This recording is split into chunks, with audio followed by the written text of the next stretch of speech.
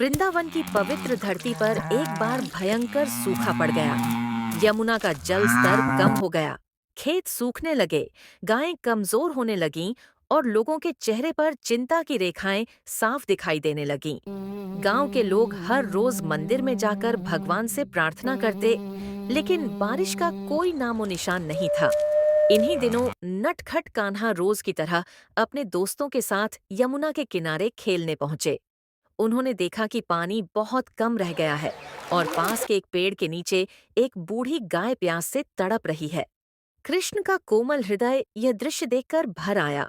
उन्होंने तुरंत उस गाय के पास जाकर उसका माथा सहलाया और बोले, माता, घबराओ मत।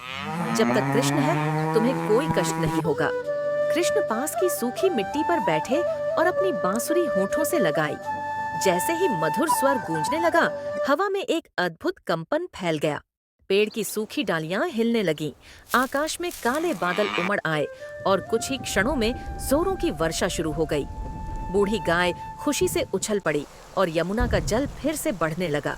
पूरा गांव इस चमत्कार को देखकर दंग रह गया। लोग दौड़ते हुए कृष्ण के पास आए। किसी की आंखों में खुशी के आंसू थे, तो कोई हाथ जोड़कर खड़ा था। तभी गांव का एक घमंडी आदमी बोला, यह सब तो केवल संयोग है। कृष्ण मुस्कुराए और उस आदमी से कहा, संयोग भी उसी का होता है जो करुणामयी होता है। जब मन में दया हो तो प्रकृति भी साथ देती है।